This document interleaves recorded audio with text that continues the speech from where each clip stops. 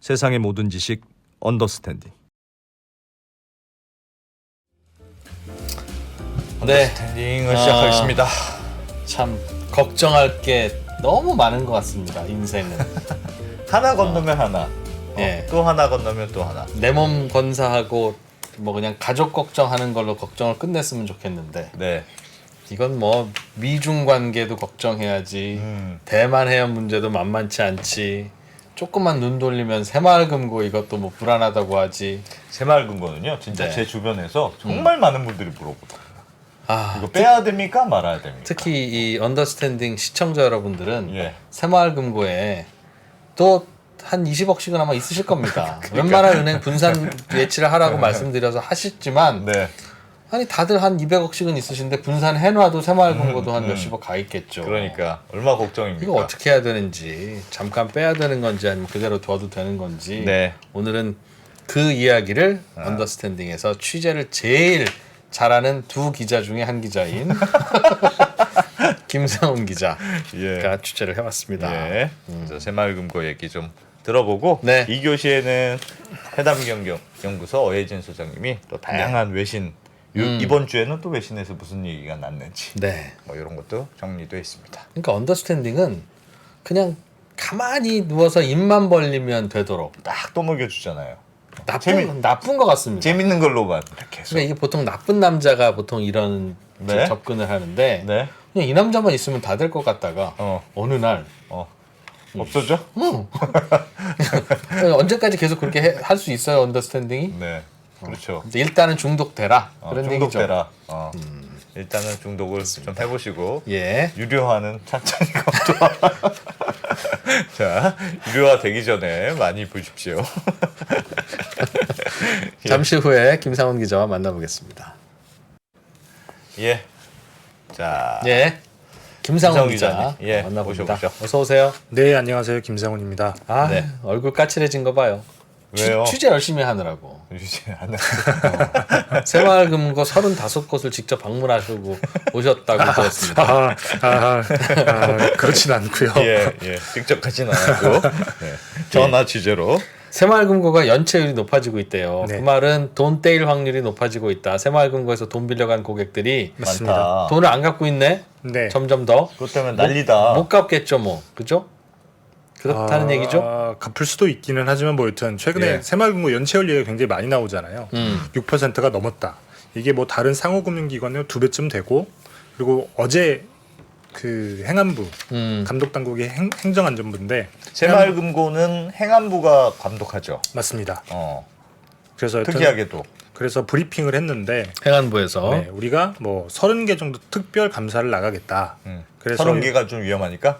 좀 위험하다고 생각이 된다. 거기가 그 연체율이 10%가 넘어서는 곳들이거든요. 예. 그래서 이런 것들이 좀 위험하다고 생각해서 특별 감사를 나가서 우리가 뭐 경영 개선 권고를 하든 뭐 요구를 하든 일단 들여다보겠다.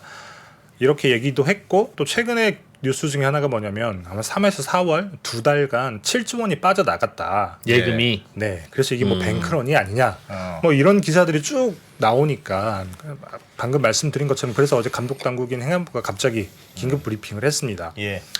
뭐 골자는 이런 거예요. 연체율은 높기는 하지만 우리가 충분히 그 감당이 가능한 수준이기도 하고 특별 감사를 하는 것도 우리가 가서 들여다보고 뭐 안 좋다 싶으면 경영계에서 공고를 해서 바꾸면 된다. 예. 그래서 안전하다. 뭐 이렇게 얘기를 했지만 사실 많은 분들은 뭐 그런 뉴스들이 나오고 또 긴급 브리핑을 해서 안전하다 이렇게 얘기를 하면 또 불안해지는 게 사실이기도 그럼요. 하잖아요. 그럼 얼마나 안 좋길래 계속 안전하다고 그러지? 그런 생각이 드는 거죠. 정말 안전하다면 아무 얘기 안 아무 얘기 하겠지. 안 하는데. 그렇죠. 어. 여튼 그래서 제가 팩트 체크를 한번 해보는 차원에서 네. 이것저것 한번 취재를 해봤습니다. 알겠습니다. 네. 그럼 일단 예. 먼저 연체율을 한번 보시죠. 슬라이드를 보시면 예. 이게 그 연체율이 많이 올라갔다라는 기사가 처음 나온 그 뭐 일간지 기사의 표입니다. 딱 여기까지 잘려 있는데 6월 21일 기준으로 연체율이 6.4% 정도나 된다. 이게 굉장히 높다. 이게 뭐 6월 21일 기준으로 다른 기관은 없기는 한데 그 3월 말 기준 1분기 기준으로 봤을 때도 5.34잖아요. 여기서 예. 이만큼 올랐는데 당시만 하더라도 뭐 저축은행이 5.07%, 그다음에 다른 상호금융기관 뭐 신협이라든지 이런 데들은 연체율이 2.4% 정도밖에 안 돼요. 거기에 비하면 굉장히 많이 높은 거죠. 예. 연체율이라고 하는 걸 어떻게 계산하죠? 연체율은 생성도 전체 있어요? 대출 자산에서 네. 연체가 시작이 되는 대출 자산의 규모를 나누면 됩니다. 예를 그러니까 들면 전체 대출이 100억이다. 음. 연체된 대출의 규모가 1억이다. 네. 그러면 1%인 거죠. 그러면 100억이 대출 나갔는데 네. 대출 나갈 때 하필이면 90억을 한 사람한테 빌려주고 네. 1억짜리 대출이 10개 나가서 합쳐서 100억이 대출 나갔는데 네. 90억 대출에 간 사람이 매달 얼마씩 이자가 이체돼야 되는데 네. 뭐 잔고가 없든 뭐 어떻게 됐든 안 했다. 92죠. 그럼. 연락도 안 난다.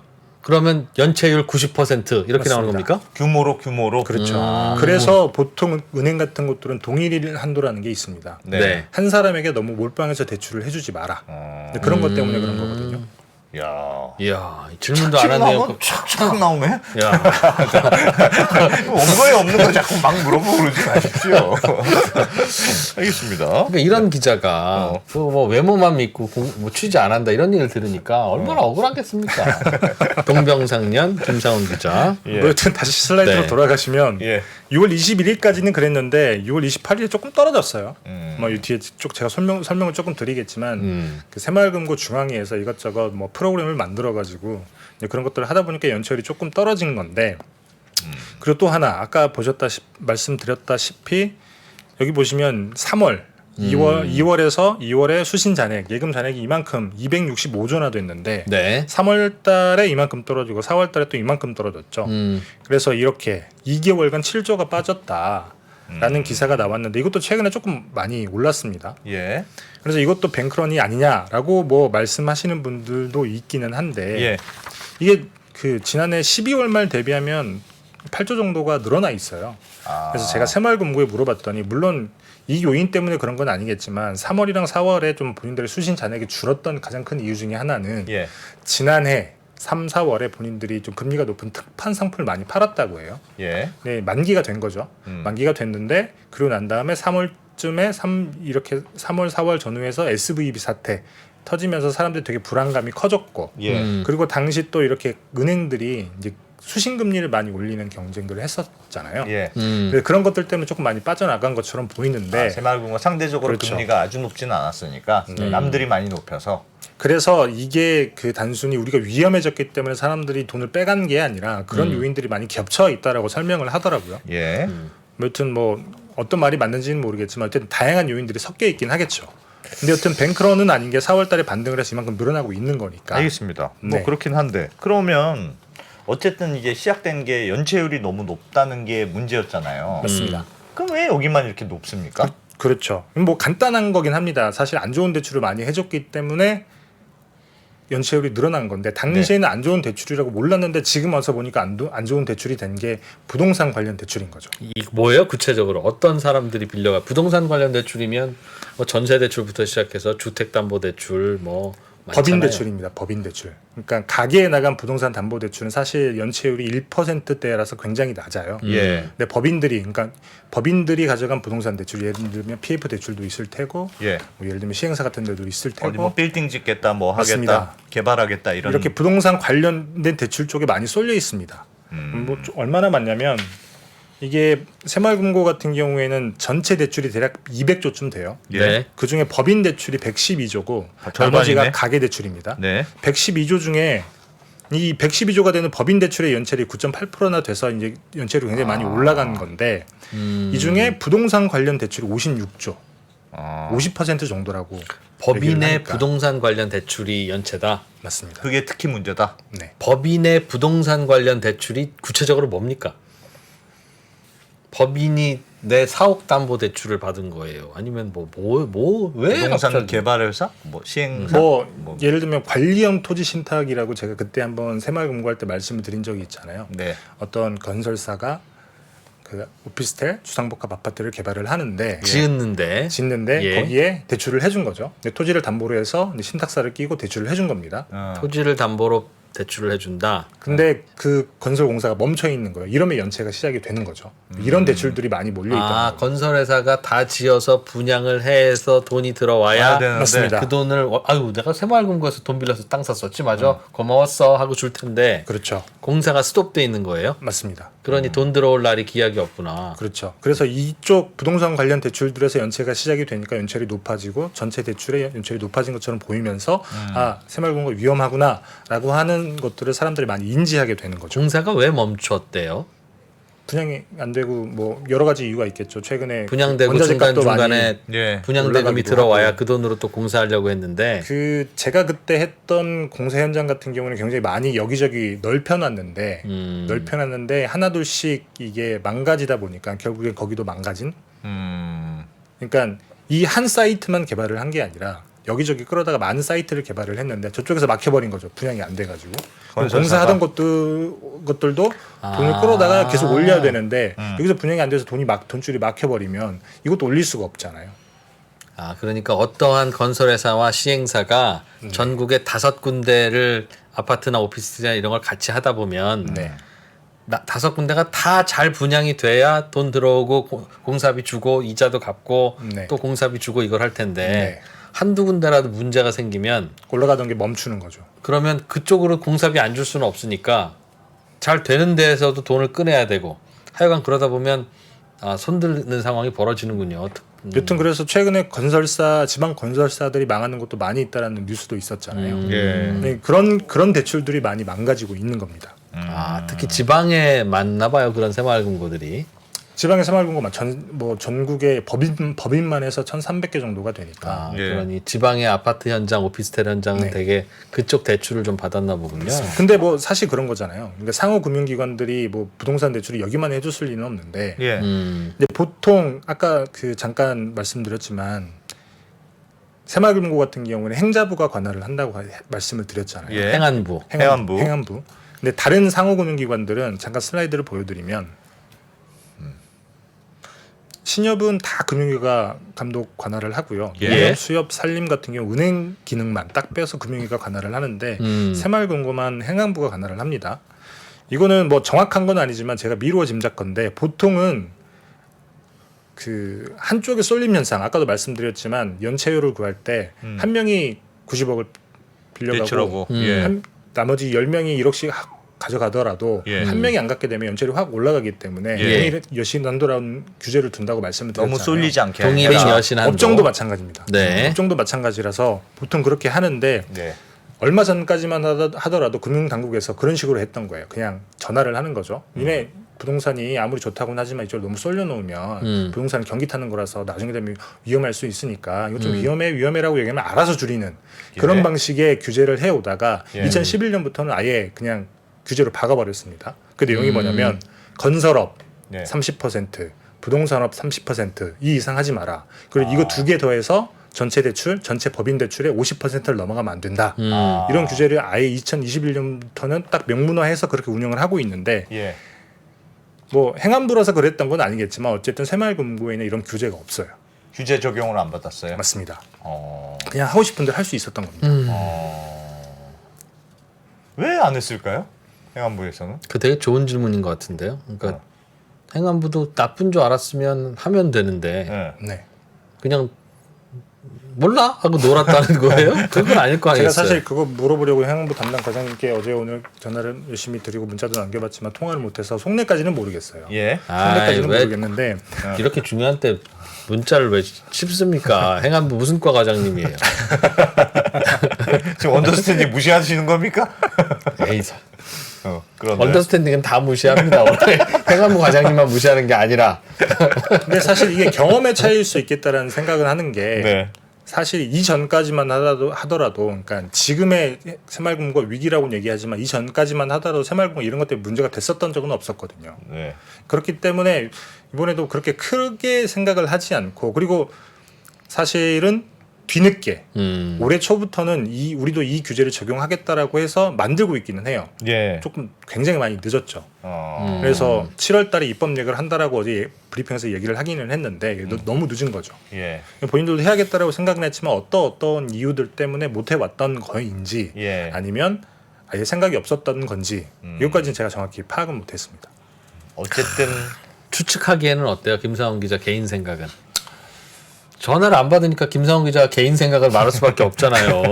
전화를 잘 받아주셨으면 그걸 그 의견이나 입장을 전해드릴 텐데. 제가 생각하기에는 크게 문제가 될 거라고 생각을 하지 않았을 가능성이 높다라고 저는 생각을 합니다. 방심이다. 그렇게들 많이 얘기하더라고요. 그러니까 금융위는 어쨌든 은행이나 금융회사를 맨날 보니까 어쨌든 그냥 아는 선수가 감독을 하는데 딱 보면 이때쯤 딱 되면 보면 야 지방 PF는 이제 하지 마. 딱 보면 모르냐 부동산 건물인데. 그러니까 행안부는 아무래도 금융에 관련돼서는 전문성은 좀 감독으로 기관으로서의 전문성은 좀 떨어지는 거 아니냐 그렇게들 많이 말씀하시더군요. 그렇죠. 행안부는 관리 감독할 게 사실 새마을금고 금융기관이 딱 하나밖에 없잖아요. 예. 근데 열심히 들도 많지. 금융위는 굉장히 다양한 금융기관들을 그러니까 굉장히 많이 관리 경험도 많고 노하우도 있고 한데 그렇죠. 행안부는 그런 관리 경험과 노하우도 없으면서 새마을금고 관리 권한만 갖고 있다. 이 전화도 안 받는다. 절대 그렇게 얘기하지 않았습니다. 알겠습니다. 아니 그러면 왜 다들 추측을 그렇게 하는데 예. 뭐 반론이 있으시면 무슨 과예요? 과장님 성함은 얘기 안 해도 돼요. 하여튼 관련 과에서 하시고 싶은 말씀도 있을 거고 네. 아마도 또 그런 것도 있을 거예요. 모든 대출이 그렇지만 아니 지방에서는 평소에는 대출 하나도 없다가 이 동네에 새로 오피스텔과 아파트를 지으려고 하면 여기 돈 빌려줘야지 그 지방도 살고 그럴 거 아니겠습니까? 그런데 대출 한도가 뭐 동일인 대출 한도 다 계산하면 돈 빌려줄 수가 없잖아요. 그러니까 그 미국의 이른바 지방 은행들 이 자꾸 망하고 어려운 이유는 그 지방에 대출을 해주기 때문인데 미국의 지방은행들이 미국의 상업용 부동산은 엄청나게 많이 해줬죠. 그러니까 지금 우리로 치면 읍내에 있는 무슨 빌딩 이런 거예요. 근데 그럼 거기 대출 안 해주면 그럼 거기 누가 해주냐? 짓지 마요? 이제 그런 것도 있으니 원래 대출이라는 게 어려운 사람들한테 많이 해주면 위험한 대출이 되고 어렵다고 위험하다고 대출 안 해주면 그냥 계급과 이게 다 고착화되는 거고 그래서 뭐라고 할 수는 없으나 아무튼 하실 말씀이 있을 것 같으니 행안부에서 필요하시면 연락 주십시오. 네. 뭐 알겠습니다. 제가 내일은 꼭 한번 어쨌든 연락을 해보도록 하겠습니다. 다른 데에 비해서는 규제가 좀 느슨했던 거는 맞는 것 같아요. 맞습니다. 그거는 그랬다. 명확합니다. 예.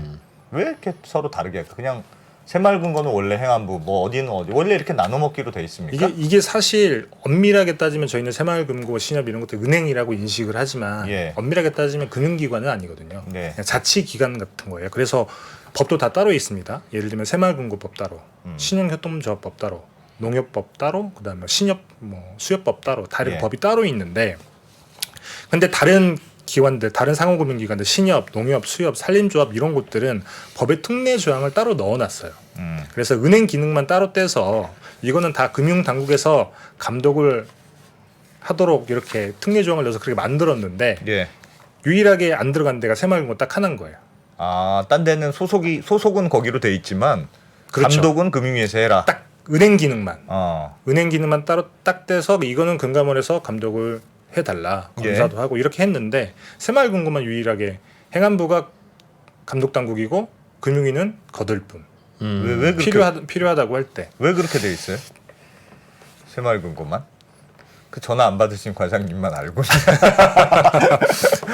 그래서 사실 이게 굉장히 이쪽 업계에서는 해묵은 논쟁이기도 해요. 왜냐하면 이게 상호금융기관이라고 하는데 똑같은 성격의 기관들인 건데 예. 근데 이게 규제가 다 따로따로니까 그래서 금융위에서 상호금융정책협의체라고 하는 걸 만들어서 그때 행안부도 부르고 농림부, 해수부, 산림청 이런 것도 불러가지고 우리 규제를 한꺼번에 같이 똑같이 만들자라는 논의를 계속 하는데 이게 계속 공회전입니다. 근데요. 네. 지금은 새마을금고가 이제 이런 그 위기를 당하니까 그 아마추어 행안부 전문성 있는 금융위한테 맡기라고 우리가 100번 얘기했잖냐 라고 하지만 이 PF 대출 부실은 부동산 경기 끝물에는 반드시 있습니다. 예.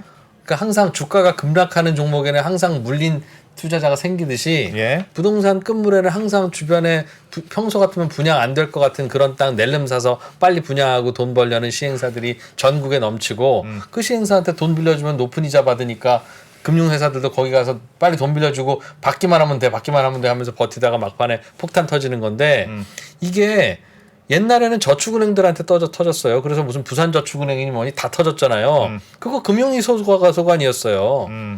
그 이후에 증권사들이 그 짓 하다가 또 큰일 날 뻔했죠. 그 금융위 소관이었어요. 그러니까 이건 누구 소관이니까 터지고 금융위 소관이면 안 터지는 게 아니라고요. 맞습니다. 굉장히 제가 재밌는 사실 하나 알려드리면 이게 은행이라고 생각하는 우리가 은행이라고 인식하는 기관들 보면 예. 대부분 다 공적 자금을 받았습니다. 예. 그러니까 한번 망가졌다가 세금이 들어갔다는 얘기인 거죠. 유일하게 안 들어간 곳이 새마을금고예요. 한 번도 안 그동안 들었어요, 한 번도 들어간 적이 없습니다. 그렇기 때문에 새마을금고 같은 경우는 우리가 지금까지 이렇게 잘해왔는데 굳이 왜 우리가 금융당국한테 조금 이렇게 빡빡하게 규제를 받아야 되냐 이렇게 당연히 얘기할 수 있는 거고 행정부 입장에서도 뭐 자신이 있었겠죠. 예. 우리가 지금까지 한 번도 그런 적이 없었으니까. 그래서 여튼 그러한 이유로 계속 규제의 사각지대에 있었다라고 계속 지적을 받아왔는데 예. 근데 그러다가 이번에 조금 문제가 생겼다라고 이게 얼마나 심각해질지 모르겠지만 문제가 생겼다라고 이게 딱 이렇게 문제가 딱 터졌다라고 볼 수 있는 거죠. 네. 저희가 알겠습니다. 이렇게까지 편들어 주니까 네. 행안부 과장님은 한번 나와주시기 바랍니다. 네. 네. 너무 걱정 마시고. 그런 이유도 있을 거예요. 예. 새마을금고는 지역 유지들이 굉장히 많이 예. 조합원으로 들어가 있습니다. 그래서 지역에서 조금 방귀깨나 낀다는 분들이 보통 이사장으로 출마를 해서 당선이 돼서 이제 그 지역에서는 본인이 세일즈하는 예. 그런 건데 그 법을 바꿔야 되잖아요. 근데 예를 들면 새마을금고 입장에서는 법을 바꿔서 빡빡한 금융당국 밑으로 들어가고 싶을까요? 안 들어가고 싶겠죠. 그렇죠. 근데 그렇게 들어가려면 법을 바꿔야 되는데 그 법을 처리하는 기관은 국회입니다. 네. 그럼 지역 유지들은 누구에게 전화를 할까요? 그 입김이 좀 세다는 얘기는 들었습니다. 제가 그래서 지역에서. 이건 저의 뇌피셜이긴 합니다. 그래서 예. 아마도 지금까지 이 법이 안 바뀌지 않았을까. 아무튼 네. 뭐 알겠습니다. 뭐 그거야. 그렇지. 약간 오래된 논쟁 같기도 하고. 여튼 그래서 되게 좀 이상한 일들이 새마을금고에서 굉장히 많이 벌어지는데 예를 들면 이런 거예요. 뭐 지금까지 잘해오기는 했지만 간간히 저희가 신문지장에서 뭐 횡령 사건 이런 것들 많이 보잖아요. 예. 뭐 그런 것들이 간간히 터진다라거나 뭐 조금 저도 이건 상식적이지 않았는데 예를 들면 상임감사. 그러니까 이사장이 본인이 당선이 돼서 그 조합을 마음대로 할 수 있기 때문에 네. 감사라고 하는 그런 직책들이 이사회랑 같이 해서 조금 견제를 하는 그런 지배구조가 만들어야 되잖아요. 그래서 상임감사 같은 경우는 신협 같은 경우는 무조건 2천억 이상 자산 규모가 2천억 이상이면 상임감사를 무조건 둬야 됩니다. 예. 의무화가 돼 있는데 새마을금고에는 없어요.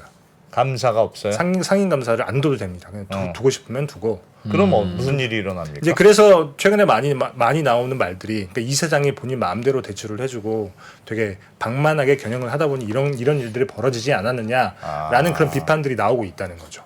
그러니까 좋게 말해 지역 금융기관들은 지역에 딱 밀착돼 있잖아요. 예. 그래서 이사장이 본인이 뭐랄까 굉장히 많은 사람들을 알기 때문에 그 지역 사람들에게 관계형 대출이라는 걸 되게 많이 해줘요. 예. 그러니까 뭐 예를 들면 신용등급 같은 게 정량화되어 있는 이런 것들을 보고 상환 능력을 평가를 하는 게 아니라 나랑 뭐 30년 봐왔던 사람이고 내가 믿을 만한 사람인데 믿는 사람들은 왜 대출을 못 해주냐 이런 식으로 대출을 해주다 보니까 그게 좋은 경우에는 관계형 대출 그래서 조금 뭐랄까 연체가 있더라도 결국에는 상환이 되는 이런 선순환 구조가 되는데 좋은 말로 하면 대한신용평가고 나쁜 말로 하면 마음대로 하는 거고. 아니 그래서 사실 뭐 2017년 이런 경우에는 금융 기관들이 되게 대출을 많이 안 해줄 때는 오히려 관계형 금융 가지고 되게 금융당국에서 붐업을 하기도 했어요. 이런 대출도 되게 많이 해줘야 된다. 해줘라. 그것도 맞는 왜냐면 말이에요. 그렇죠. 그 사람들은 뭐 충분히 갚을 능력이 있음에도 불구하고 대출을 은행에서는 안 해주니까. 예. 근데 지금은 조금 독이 되는 거죠.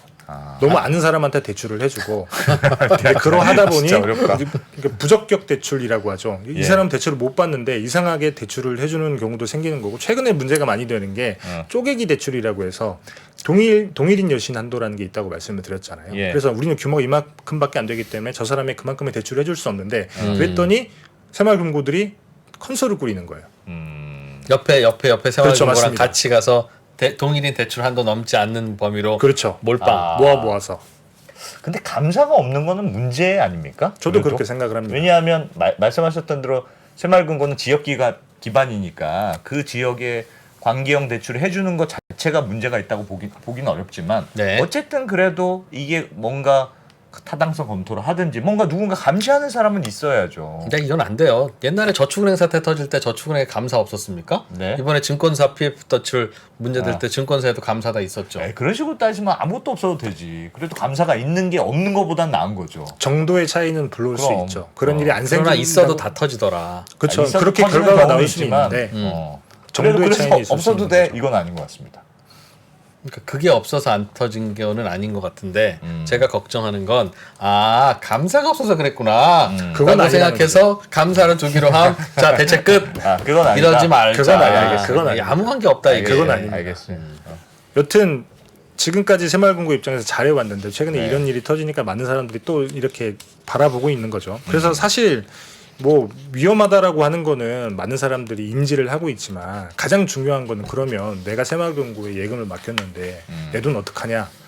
이게 사실 많은 사람들이 굉장히 그게 제일 걱정이죠. 제일 걱정인 거죠. 그럼 괜찮은 거냐 안 괜찮은 그렇죠. 거냐. 안선배한테 그걸 되게 많이 물어본다면서요. 근데 일단 새마을금고도 예금자 보호는 됩니다. 근데 다만 새마을금고는 예금보험공사라고 하는 곳에서 예금자 보호를 해주는 기관은 아니에요. 예. 아까 말씀드린 법이 다 따로 있다라고 했죠. 새마을금고는 새마을금고법에 예금자 보호 조항이 들어가 있습니다. 예. 그래서 새마을금고 중앙회가 5천만 원 까지는 만약에 본인이 그 예금을 맡긴 그 새마을금고가 망한다. 그러면 5천만 원까지는 우리가 돌려드립니다. 중앙회 차원에서 맞습니다. 그 중앙에 돈이 충분히 많이 있습니까? 지금 2.6조 정도, 2조 6천억 정도 쌓여 있다고 하니까 꽤 많이 쌓여 있기는 하죠. 근데 사실 중요한 건 뭐냐면 그거는 새마을금고 중앙회가 이 5천만 원을 예금자 보호한답시고 준 적이 단 한 번도 없어요. 앞으로도 없을 것 같다라는 생각이 들긴 하는데 예. 이건 뭐 새마을금고뿐만 아니라 신협, 수협, 단위농협도 다 비슷한 구조이긴 합니다. 예. 이게 무슨 얘기냐면 제가 새마을금고에 1억을 맡겼다고 해봐요. 예. 그러면 이 새마을금고가 문제가 됐어. 문제가 됐어. 예. 그러면 이 새마을금고가 망하고 그다음에 제가 5천만 원을 뭐 중앙회부터 받고 이런 예. 구조가 아니라 예. 여기 문제가 생긴다. 그럼 중앙회에서 이 새마을금고를 다른 새마을금고로 붙여버립니다. 네. 그러면 좀 멀쩡한 애와 안 좋은 애를 둘이 합친다. 그렇죠. 뭐 조금 이러저러 좋게 만드는 과정이 있긴 하지만 붙여버리면 전 채권자잖아요. 예. 그 제 예수 부채가 그쪽으로 그대로 넘어가는 거예요. 그러면 얘가 망가질 것 같지만 망가진다라고 생각을 했는데 합병이 되게 되면 제 1억은 고스란히 남아 있게 되고 이자까지 다 해서 만기 때 똑같이 받을 수 있는 거죠. 그러니까 나쁜 애들은 멀쩡한 애랑 붙여가지고 하여튼 맞습니다. 문제를 그런 식으로 해결한다. 그래서 그럼 제가 멀쩡한 새마을금고는 왜 그걸 받아줍니까? 나름 이점이 있으니까 그렇죠. 제가 잠깐 설명을 드리자면 요런 구조예요. 이게 슬라이드를 하나 보여드리면 이게 저희가 보통 하는 예금자 보호하는 방식인 건데 예금보험공사가 만약에 부실 금융기관을 구조조정을 한다라고 하면 은행이 망가졌다고 해보죠. 예. 제가 1억을 넣어놨어요. 네, 그러면 이제 파산을 하게 되고 이 파산법인에 예보가 공적 자금을 넣고 본인이 법정 관리인을 합니다. 그리고 난 다음에 채권자에게는 우리가 예금자 보호 한도 내에서 5천만 원을 드릴게요. 예보가 주는 거군요. 예보가 주는 거죠. 예. 예금보기금에서. 예. 그리고 난 다음에 이제 파산법인을 다 이렇게 청산을 해서 남은 돈을 가지고 이제 채권자들에게 나눠주는 방식인 거죠. 그래서 내가 1억을 예금했지만 5천만 원 일단 채권자는 받고. 여기서 예금자. 그렇죠. 나중에 얼마 받을지는 모르는 거예요. 근데 새마을금고나 다른 그 협동조합들은 어떤 방식으로 하냐면 제가 뭐 예를 들면 A 금고에 예금을 1억 넣어놨다고 해보죠. 예. 근데 얘가 부실해졌어요. 그래서 예. 망할 것 같아. 예. 그러면 중앙회가 부실채권을 떠갑니다. 예금자 보호기금으로. 네. 떠갈 때 부실채권만 그대로 떠갑니다. 부실채권만 가져가요? 부실채권 예를 들면 100억 원을 누구한테 빌려줬어요. 빌려주던 당시에는 부실채권인지 몰랐겠죠. 네. 그런데 빌려간 그 친구가 사업이 망했어요. 네. 그럼 그 친구 뭐 탈탈 털어봐야 한 10억밖에 안 나오면 그 이제 부실채권 되잖아요. 네. 100억 원이 대출 나갔지만 지금 털면 10억 원밖에 안 나오는 그 부실 대출을 네. 중앙회가 떠갈 때 네.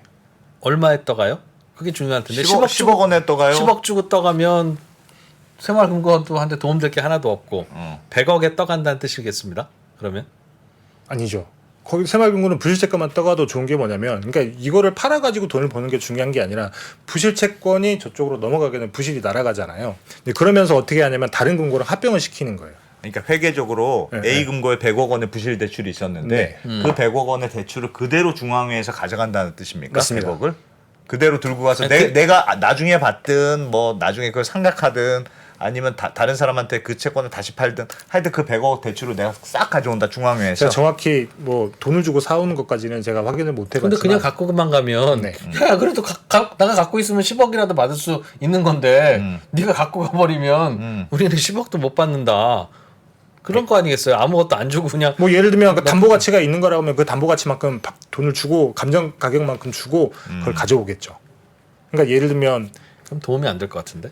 어떻게 하는 것 같습니까? 1% 생각은. 도움이 안 될까요? 제 생각은 100억 빌려줬으면 중앙회가 지금은 10억밖에는 가치가 없는 거지만 100억을 주고 가져온다. 100억 주고 가져오는 아니 거죠. 뭐 예를 들면 그래. 네. 100억을 생각이 빌려줬는데 좋을 것 보통 새마을금고 담보를 많이 잡습니다. 예. 100억을 네. 빌려줬는데 담보 가치가 예를 들면 LTV 60 이런 식으로 맞춰놓거든요. 네. LTV가 60이라고 하면 이 그 담보의 가치는 네. 100억 빌려줬는데 60이라고 하면 150억인가요? 네. 100억 빌려줬는데 담보 60억짜리 받았으면 그러니까 예를 들면 100억짜리 가치가 있는 담보로 네. 60억을 빌려줬다고 하면 예. 그 대출 채권은 60억짜리잖아요. 그렇습니다. 그렇죠. 근데 이게 못 갚을 것 같아. 네. 근데 어쨌든 담보는 남아 있죠. 그러면 부실채권이 아니죠. 그 담보 처분하면 되니까요. 그걸 이제 그대로 들고 와서 그러니까 그런 거라면 회수할 수 없을지도 모르니까 그대로 들고 와서 이거는 중앙회가 처분을 하고 네. 그 부실채권이 떨어져 나간 그 건전한 자산만 있는 이 금고를 다른 금고랑 합쳐버린다는 거예요. 그냥 두면 경영진에 대한 책임도 주주나 경영진에 대한 책임을 못 묻는 것이니 그렇죠. 어쨌든 부실한 데는 요거까지 행안부 과장님이 오셔서 설명을 해주셔야 되겠습니다. 부실한 데는 하여튼 합친다. 네. 합치는 건 알겠어요. 여튼 그래서 부실채권이 떨어져 나가고 이제 안정적으로 이렇게 돼 있으니까 예. 이거를 다른 금고랑 합쳐버리면 어. 이게 원래 그 있던 그 금고에 부실채권이 떨어져 나가고 괜찮은 금고가 된 거잖아요. 예. 그래서 제가 원래 가지고 있던 예금 채권도 그 다음 금고로 고스란히 넘어가는 거예요. 이런 네. 식으로. 예. 그러면 부실한 채권은 결국 중앙회가 부실 채권은 중앙회가 떠안는 거고 그렇죠. 각 지점에서 갖고 있던 걸 돈을 예금을 달라고 하면 예금 줘야 되는데 네. 하여튼 예금을 못 주는 일은 없다. 예금을 못 주는 지금까지도 없었고 앞으로도 없을 것 같다라는 게 그 새마을금고 중앙회의 설명인 건데, 그러니까 예. 본인들은 예금자 보호 기금이라고 해서 만들어놨는데 예. 우리는 이런 식으로 구조 조정할 때 이 돈을 쓰지 예금자 보호한다고 5천만 원을 지급한 적은 한 번도 없고 그건 가장 나중이다. 정말 진짜 새마을금고 전체가 다 망가지는 경우. 그럴 때나 그렇죠. 하는 거고. 그래서 많은 분들이 걱정을 하시는 게 돈을 빼야 되냐. 그래서 인터넷 커뮤니티 같은 데 보면 그런 것들이 되게 많이 올라와 있더라고요. 예. 이게 돈을 빼야 되냐. 이제 거기서 이제 아시는 분들은 그런 식으로 답을 달아놔요. 뭐라고요? 아니 가만히 놓아두면 다른 금고로 넘어가서 이자까지 다 받을 건데 왜 중도 해지해서 이자를 날리냐. 그래서 뭐 생각보다 그렇게 많은 분들이 이 사실을 모르고 있는데, 네. 그러니까 내가 예금을 들어놓은 금고가 조금 위험하다고 하더라도 중요한 사실인데. 결국에는 다른 금고를 합병을 하게 되면 내 예금 채권이 그쪽으로 그대로 이관이 되기 때문에. 근데 그 합병이 매번 쉬워요? 그렇다면 은행은 부실해지면 왜 5천만 원 찾으러 갑니까? 금융 당국이 괜찮은 은행이랑 합병시키면 똑같은 원리로 다 구제할 수 있는데. 저는 은행은 왜 그렇게 하는지까지는 정확히 모르겠습니다. 다만 은행은 예금보험공사에서 파산시켜서 그런 식으로 청산을 한 뒤에 이제 남은 자산을 파는 그런 과정을 거치는 건데, 예. 협동조합 같은 경우는 그렇게 하지 않는다는 거죠. 새마을금고는 각 하나의 새마을금고 지역의 새마을금고 하나의 회사라면서요. 하나의 회사라면서요. 맞습니다. 다 독립재산제라서 이제 예. 조합을 만들어서 본인들이 총회에서 이제 꾸려 나가는 건데, 네. 그래서 이 조합이 만든 금고가 망가졌다. 그러면 중앙에서 그 부실자산을 빼가고 이 조합과 이 조합을 합하는 형태인 거예요. 그러면 여기 있던 조합원들이 이 금고의 조합원들이 다 똑같이 되는 거죠. 그렇기 때문에 내가 1억을 넣더라도 똑같이 1억을 받을 수 있다라는 사실은 많은 분들이 좀 아셨으면 하는. 진짜 안 빼도 되는 거예요? 1억인데 뭐 지금까지는 그런 일이 한 번도 없었다라고 하니까 뭐 앞으로는 예. 어떻게 될지 모르겠습니다. 좀 이상합니다. 지금 부실이 몇 개라고 했죠? 지금 천 몇백 개잖아요. 전체. 지금 부실된 건 아니고 지금 1,300여 개 정도 되는 법인이 있는데 예. 그 중에 특별 검사가 들어가는 곳이 30곳 정도고 예. 거기가 연체율이 10% 정도가 넘는다. 예.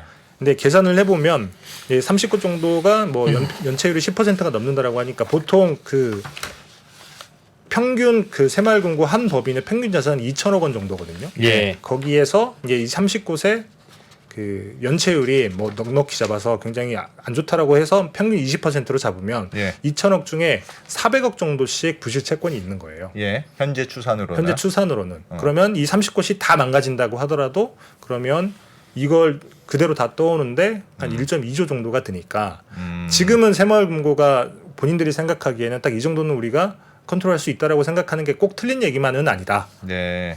그 30곳이 문제인 것 같은데 평균 2천억 정도고 연체율이 10%니까 20%라고 하면 20% 연체율이 만약에 되게 안 좋다라고 생각을 해서 평균 20%라고 하더라도 그러면 한 잡아도. 400억 정도가 못 돌려받는 거고 평균 그쵸. 2천억이니까 근데 30곳이 있으니까 그러면 400억 곱하기 30곳이면 1.2조가 그쵸. 투입되면 되는 건데 네. 지금 예금자 보호 기금이 2.6조라니까 네. 현재 쌓여 있는 기금으로도 대충 딱 이 정도만 그렇다라고 하면 그러면 이걸 인수하고 또 와서 이거는 뭐 삼각하든 뭐 아니면 회수하든 뭐 여러 방법이 있겠죠. 이렇게 처리를 하고 여기 있는 그 예금 채권 같은 경우에는 옆에 있는 다른 금고랑 붙이는 거죠. 좀 고민이 필요합니다. 그런데 30곳만 딱 문제가 실제로 돼서 그걸로 끝내면 되는데 예를 들면 새마을금고 뱅크런이 내일 아침부터도 일어날 수 있는 거 아니겠어요? 네. 저 김상훈 기자가 저렇게 저 논리적으로 냉정하게 취재해 온 거 보면 뭔가 문제가 있는 것 같다. 뭐 이래가지고 그러면 뱅크런이 일어나면 일단 문 닫고 해야 되잖아요. 뱅크런 일어난다고 하면 그렇죠. 그렇죠. 그러면 그거 가지고는 답이 안 되는 근데 거 그런 아닙니까? 경우는 한 번 있습니다. 2011년도에 한번 새마을금고에 뱅크런이 난 적이 있었는데 그때는 문제가 있었던 건 아니에요. 네. 다만 2011년도에 당시 금융위원장이 새마을금고나 신협 같은 데를 좀 주의 있게 봐야 된다라는 얘기를 그 금융위 간부회의에서 했는데 그게 기자가 듣고 기사를 썼는데 당시 오보였던 거죠. 새마을금고는 예금자 보호법 적용을 못 받는다. 예. 근데 그거 듣고 하루 만에 1.2조가 나갔어요. 근데 그런 것들을 뱅크런이라고 할 수 있는데 뭐 당시에는 그렇게 나오고 나도 별 문제가 없이 지나갔죠. 왜냐하면 예. 오보였으니까. 근데 그렇게 된다라고 하면 문제가 생길 수는 있지만 뭐 예를 들면 그 지금 상환기금이라고 하는 상환 적립금이라고 하는 게 중앙회가 13조를 쌓아놨고 나머지 새마을금고 1,300개 법인들이 또 13조를 쌓아놨어요. 네. 그 전체 예금 금액의 중앙회는 5%, 그 다음에 각 법인들은 또 5%에서 총 10%를 쌓아놓는데 26조가 쌓여 있는 거예요. 그럼 26조가 한꺼번에 나가지 않는 이상은 뭐 어느 정도 버틸 수 있는데 그렇다라고 하면 진짜 정말 문제가 되면 하루 이틀 사흘 날 이렇게 쭉 빠져나갈 테니까 그런 예. 문제가 발생을 하겠지만 그냥 단순히 해프닝이라고 하면 별일이 생기지 않겠죠. 그런데 그럼 30곳이 어디냐가 공개가 안 됐잖아요. 안 됐습니다. 그럼 새마을금고에 예금하신 분은 내가 예금한 새마을금고도 30곳 중에 하나라고. 물론 새마을금고가 전국에 한 2,000개 됩니까? 1,300개 예, 정도의 1,300개. 법인이 있고 점포는 더 많이 있죠. 네. 그러니까 그 중에 확률이 높지는 않지만 뭔지 모르니까. 근데 최근에 비슷한 일이 벌어졌어요. 최근에 그 남양주에 있는 화도였나요? 정확히 그 뭐지 새마을금고 이름 생각이 안 나는데 남양주에 있는 새마을금고가 여기는 부실 대출, 그러니까 그 부동산 대출 때문은 아니고 대출을 잘못해서 그것 때문에 문을 닫아야 되는 상황이 와서 예. 그래서 총회를 열어서 우리가 뭐 합병하기로 했다라고는 결정을 했는데 그 일이 있고 난 다음에 잠깐 슬라이드를 보여드리면 이렇게 많은 분들이 직접 찾으러 왔습니다. 예. 슬라이드 하나 보여주시겠어요? 뭐 이런 게 이 지점 안에서만은 뱅크런이 될 수가 있죠. 돈 찾으러 불안하다. 근데 이미 그 다른 그 인근에 있는 새마을금고를 합치기로 했기 때문에 합병을 네. 하기로 했기 때문에 이 합병 과정이 끝나게 되면 본인의 돈은 그대로 고스란히 거기로 넘어가는 거예요. 그러면 똑같은 지점에 와서 똑같이 찾으면 됩니다. 다만 간판만 바뀌어 있는 거예요. 합친 통합. 맞습니다. 통합 새마을금고가 된다 이거죠. 그렇죠. A 동네와 B 동네께. 맞습니다. 그럼 두 개 합친 과정에서는 또 못 빼겠네요. 그렇죠. 그러니까 예를 들면 합치는 과정에서 못 빼기 때문에 예를 들면 내가 갑자기 급전이 필요하다거나 이런 사람도 조금 불편을 겪을 수 있기는 해요. 예. 근데 그렇지 않고 내가 만기 때까지 기다릴 수 있고 그 만기는 합병이 끝난 뒤다라고 하면 굳이 빼실 필요가 없는 거죠. 합치는 방법이 새마을금고에는 있다. 다른 협동조합도 다 똑같이 합병을 합니다. 이런 식으로. 그러니까 협동조합 방식의 맞습니다. 이게 상호 그럼 운영. 모든 예금은 앞으로 새마을금고에 해야 되겠네요.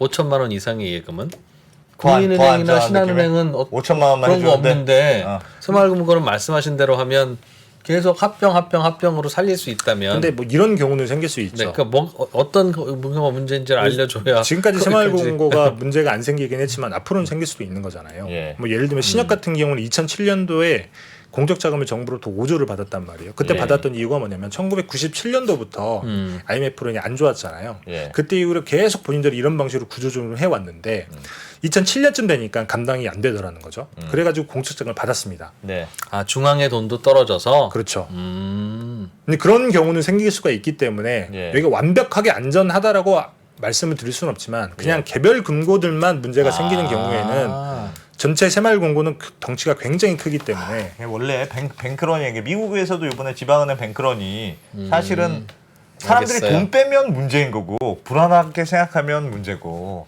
그 괜찮은 것 같아요, 신한은행 그럼. 봉천동 지점에서 빌려준 대출이 크게 문제가 돼서 지점장 잘리고 네. 똑바로 안 해? 이런 일이 벌어질 수는 있으나 그거는 신한은행 본사에서 지원해주고 야 봉천동 지점 폐쇄 뭐 그렇게 할 수는 있으나 예. 신한은행에 이거만 돈에 문제가 되지는 않듯이 새마을금고도 그런 식으로 하게 될 가능성이 높다는 신한은행은 거예요. 다 같이 묶여 있는 거죠. 새마을금고는 다 따로고 본사가 지원해주면 그냥 괜찮은 것처럼 특정 지점에 문제가 그렇습니다. 생겨도 새마을금고도 그렇게 생각하면 된다. 그렇죠. 새마을금고도 중앙에서 돈을 쌓아놓고 있으니 네. 중앙에서 소방수처럼 나갈 수는 있다. 네. 알겠습니다. 알겠습니다. 뭐 행안부 과장님이 왜 전화 안 받는지만 미스테리군요. 그러면. 그래 설명을 잘해줘야지. 구조는 좀 다르다. 알겠습니다. 어떻게 되는지 알겠습니다. 좀 조금 더 봐야 되겠네요. 조금 더 보긴 보는데 잘 지나가야죠. 또 이런 것도. 이 부분은 조금 복잡하기도 해서 제가 그 3% 하이라이트에 정리해서 올려놓을 테니까 많은 분들 보시면 네. 텍스트로 좋겠습니다. 보는 그거는 유료입니다. 훨씬 더 여러분. 명확하게 아실 수 있을 거예요. 괜찮다. 어. 김상훈 기자가 새마을금고에 예를 들면 1억을 넣어놨다.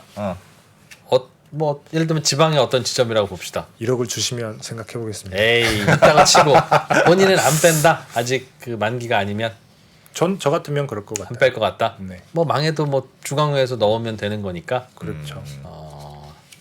진짜 믿고 안 뺍니다. 저 같으면 그럴 것 같다라고 말씀을 드리는 거지 남들에게 그걸 권한 건 아닙니다. 아니야. 김상훈 기자는 이렇게 되게 선하게 생겨서 네. 사람들이 네. 그렇다 하면 또 그렇게 믿어요. 2%가 괜찮습니다 하면 사람들은 다 의심하는데 김상훈 기자는 괜찮다고 괜찮다는 생각하는 거니까? 괜찮다고 그러니까 생각하는 일단 너무 괜찮은 걸로. 과도하게 걱정하실 필요는 없다라는 말씀을 제가 드리고 싶었어요. 네. 누가 100% 확신하겠습니까? 왜 김상훈 기자한테 책임을 떠넘겨요? 아니, 책임이 아니라 어느 정도 확실한지 물어보려고 그랬죠. 세상에 확실한 일은 없으나 네. 내 돈이라면 내 돈이라면 안 뺀다. 그거잖아요. 뺀다. 네, 그렇죠. 알겠습니다. 알겠습니다. 네. 자 상황이 이렇답니다. 네. 김상훈 기자 고맙습니다. 네, 감사합니다. 양안 전쟁이 발생한다면 미사일과 공군기는 이쪽에서 많이 돌아다닐지 몰라도 육상전은 한반도가 불바다가 될 가능성이 더 크다고 생각합니다.